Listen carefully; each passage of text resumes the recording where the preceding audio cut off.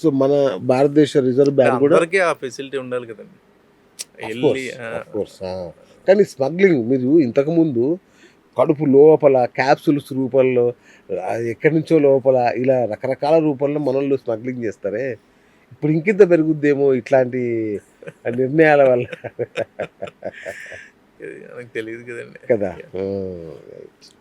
So మన భారతదేశ reserve bank కూడా విపరీతంగా కొంటుంది బంగారం.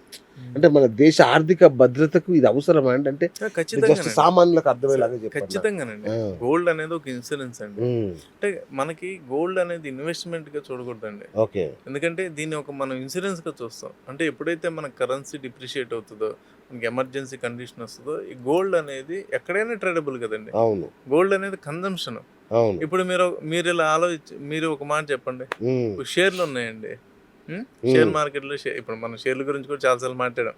ఓకే, షేరు నిత్యావసరమా, బంగారం నిత్యావసరమా? బంగారమే షేర్ కంటే కదా. బంగారాన్ని వేసుకుంటాం, షేర్లు ఏం చేసుకుంటాం. ఇక్కడ నేను రిటర్న్ గురించి మాట్లాడతాను. అదే నా పాయింట్ ఏంటంటే, బంగారం అనేది, గోల్డ్ అనేది, it is an underlining asset to the currency. This is number 1, right? Hedging product. Number 3, it has a peculiar character, everybody will use it. ఇప్పుడు షేర్లు ఉన్నాయండి, షేర్లు అసెట్ని పెంచితే వాల్యూ పెరిగితే అంతవరకే. ఆ షేర్లను తీసుకుని నేనే బయట ప్రదర్శించుకోలేము, ఎవరికి చూపించుకోలేము, ఏం చేయలేం కదండి. కానీ బంగారం అనేది అది ఒక అండర్లైనింగ్ అసెట్, కరెన్సీకి ఒక బ్యాకప్.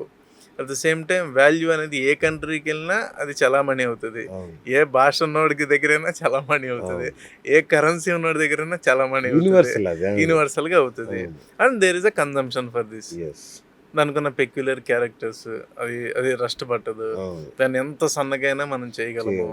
ఇవన్నీ కూడా వెరసేమైంది, గోల్డ్కి ఒక వాల్యూ క్రియేట్ అయింది. సో డెఫినెట్ గా దాని వాల్యూ దానికి ఉంటుందండి, ఎల్లో మెటల్. అట్లాగే బ్లాక్ మనీ అంతా ఇప్పుడు గోల్డ్ మార్కెట్లోకి వెళ్తుందని ఒక వాదన నడుస్తుంది సార్. అసలు ఎక్కడుందండి? లేదన్నారు, మీరే చెప్పారు లేదు. బ్లాక్ మనీ లేదని ఎవరు అన్నారు సార్? మొత్తం బ్లాక్ చేసేస్తున్నారు ఎక్కడికక్కడ. మోడీ సార్ ఎంత ఏం చేసినా మన వాళ్ళు బ్లాక్ చేయకుండా ఆగరు. అంటే షార్టేజ్ కూడా ఉంటుంది కదా సార్. ఇప్పుడు మనకి కొనాలన్నా కూడా ఇప్పుడు షార్టేజ్ కూడా ఉంటుంది కదా. ఇంపోర్ట్ చేసుకుని డ్యూటీ పెరిగింది 15%, మరి మనకి అంటే ఇంకో 6% అడిషనల్ గా పెరిగింది కదండి. సో అంటే ఇప్పుడు మనకి 15% అయింది కదా. సో మనకేంటి, కొంత మనం డైరెక్ట్ గా గోల్డ్ ఇంపోర్ట్ చేసుకుంటాం, కొంత రిఫైనరీస్ లో మనం ఇక్కడ ప్యూరిఫై చేసుకుంటాం. సో మనకి అవైలబిలిటీ కూడా ఉండాలి కదండి. సో అది కూడా ఇక్కడ మనం చూడాల్సిన విషయం.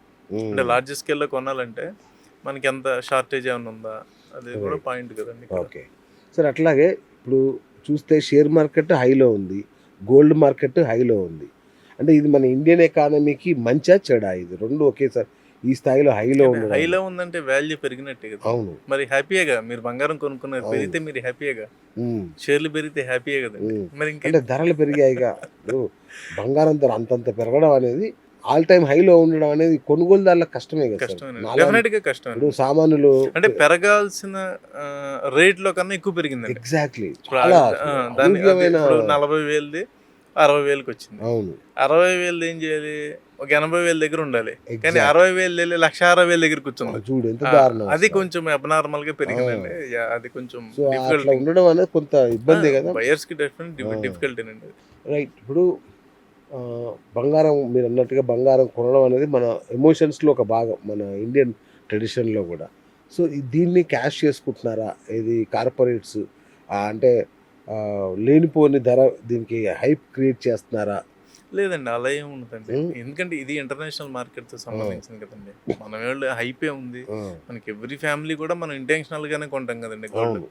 అవును, అంటే ఆర్టిఫిషియల్ డిమాండ్ ఏమైనా క్రియేట్ చేస్తున్నారా అని? గోల్డ్కి డిమాండ్ ఏం లేదండి. పెరుగుతున్నప్పుడు డెఫినెట్ గా పీపుల్ వస్తారు కదండి బై చేయడానికి. అంటే ఇంత ఒకేసారి రేట్లు అంటే ఇది సెంట్రల్ బ్యాంక్స్ అండి, ఇది బై చేయటం మీకు యుఎస్ లో పెరిగింది. యుఎస్ లో మీకు సడన్ గా స్పైక్ అయింది. ఎందుకు? అక్కడంతా మనకి మీకు జరిగేదంతా అక్కడ డాలర్స్ లో కదండి. సో యుఎస్ లో బయింగ్ వచ్చింది, ఆ బయింగ్ క్యాస్కేడ్ ఎఫెక్ట్ మనది. సో మన రూపీ డిప్రిషియేషన్ అనేది కొంత ఎక్స్ట్రా బోనస్ ఇచ్చింది, ఒక 2% 3% గోల్డ్ రిటర్న్ ఎక్కువ ఇచ్చింది. ఓకే, సో అంతే తప్ప మన వాళ్ళు ఇక్కడ చేసేది ఏముంటుందండి. రైట్, ఇంటర్నేషనల్ డిమాండే కదా. అంతేనా? Okay, right. ఇప్పుడు చెప్పండి, ఇప్పుడు బంగారు రేటు పీక్లో ఉంది కదా, ఇప్పుడు కొనాలా వద్దా, ఏం చేయాలి? సామాన్యుడు. ఇప్పుడు మీరు చెప్పాలి. అంటే ఒకటండి, ఉమ్, ఇదే కనుక అంటే మనం ఇక్కడ చూడాల్సిన లాస్ట్ టైం కూడా మాట్లాడుకున్నది, కొంత ఎకానమీ స్టేబుల్ అయినాక మళ్ళీ సెంట్రల్ బ్యాంక్స్ కనుక బై చేయటం మొదలు పెడితే, ఇప్పుడు ఇందాక మనం ఒక 3 సినారియోలు డిస్కస్ చేసుకున్నాం. ఓకే, అవును. అంటే అదర్ కంట్రీస్ ఎలా డాలర్ మీద ఎలా వ్యవహరిస్తాయి అనేది ఏదైతే ఉందో అది మానిటర్ చేసుకోవాలండి. అది కనుక సేమ్ కంట్రీస్ అదే థింకింగ్లో ఉన్నాయనుకోండి, డెఫినెట్గా గోల్డ్ సర్జ్ అవటం అనేది జరుగుద్ది. ఓకే. అంటే మనం కొంచెం అబ్నార్మల్గా ఏదైతే ఈ స్పీడ్ ఉందో ఇది మనం చూస్తామండి. అంటే సో మనం కరెక్షన్ కోసం ఆగాల, కరెక్షన్ అని మనం చెప్పలేమండి. అంటే ధర తగ్గే వరకు ఆగాల. అది మనం చెప్పలేమండి. ఆ, ధర తగ్గటం తగ్గుతుందా అనేది మనం తగ్గదా? చెప్పలేం. ఆ, ఎందుకంటే ఇప్పుడు చాలా ఫ్యాక్టర్స్ ఎఫెక్ట్ చేస్తున్నాయి. అంటే Okay. దానికి ఒక సిస్టమేటిక్గా టెక్నికల్గా పెరిగి టెక్నికల్గా వస్తే పర్వాలేదు. అవును. ఇప్పుడు అదేమవుతుంది, డిమాండ్ అండ్ సప్లైలోకి వెళ్ళిపోయింది. ఓకే. అంటే సడన్గా మీకు కంట్రీస్ నుండి డిమాండ్ రావడం కానీ, లేకపోతే ఏదన్నా కొంచెం కంట్రీస్ ఇబ్బంది అయినప్పుడు ప్యానిక్గా సెల్లింగ్ చేయడం కానీ, ఇది ఉంది కాబట్టి తగ్గడం అనేది మనం అది ప్రిడిక్ట్ చేయలేమండి ఇప్పుడున్న పరిస్థితుల్లో. ఆ, బట్ ఎస్, లాంగ్ రన్లో డెఫినెట్గా ఇది బుల్లిషే ఉంటుంది అనేది నా పర్సనల్ అభిప్రాయం అండి. Okay. So physical gold, paper gold, ETFs ఇట్లా రకరకాలు ఉన్నాయి కదండి. ఇప్పుడున్న సినారియోలో ఏది కొనడం అంటే బెటర్? నా పర్సనల్ అభిప్రాయం అయితే ఎప్పుడు ఫిజికల్ గోల్డ్ అండి, ఓ, ఆల్వేస్ ఫిజికల్ గోల్డ్. ఎందుకంటే మీ దగ్గర గోల్డ్ ఉంది, అవును. మీ గోల్డ్ నాకు ఇస్తే నేను మీకు ఒక పేపర్ ఇస్తున్నా. మీ దగ్గర గోల్డ్ ఉండటం ఎక్కువ సేఫ్టీయా, మీ దగ్గర పేపర్ ఉండటం ఎక్కువ సేఫ్టీయా? Of course gold. సో మీ గోల్డ్ మీ దగ్గర ఉంటుంది సేఫ్టీ. అవును. అలా అని చెప్పి రెగ్యులేషన్స్ లేవా అంటే రెగ్యులేషన్స్ ఉన్నాయండి. ఎమర్జెన్సీ క్రైసిస్ వచ్చినప్పుడు ఏది ఎలా అయినా జరగచ్చు, ఏ డెసిషన్ అయినా తీసుకోవచ్చు. రైట్, డిజిటల్గా ఉన్నప్పుడు ఏ డెసిషన్ అయినా తీసుకోవచ్చు. అవును. సో ఇంకోటి ఏంటంటే ఈటీఎఫ్స్ ఇవన్నీ కూడా మనకి ప్రైస్ డిఫరెన్సెస్ కొంత ఉంటాయండి. రైట్, మనం కొన్నప్పుడు అమ్మినప్పుడు ప్రైస్ డిఫరెన్సెస్ ఉంటాయి.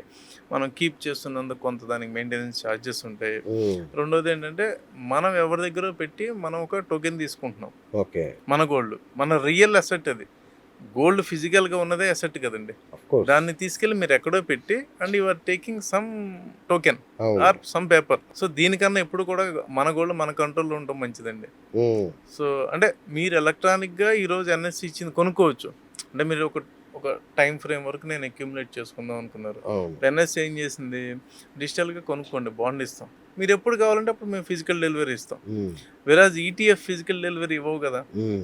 ఈటీఎఫ్స్ అని డిజిటల్గా అక్యుములేట్ చేసుకుంటారు, Correct. డిజిటల్గా మీరు మార్కెట్లో లిక్విడేట్ చేసేసుకుంటారు. అంతే, అంతే. ఫిజికల్ గోల్డ్ ఎక్కడ డెలివరీ రాదు. అవును. ఇక్కడేంటి, మీరు సపోజ్ మీరు 1 గ్రామ్ కూడా మీరు అక్యుములేట్ చేసుకోవచ్చు, చేసుకుని ఒక టైం తర్వాత కావాలంటే ఫిజికల్ తీసుకోవచ్చు. అంతే కదా. ఫిజికల్ మీ దగ్గర ఉన్నంత వరకు ఆ గోల్డ్ మీది.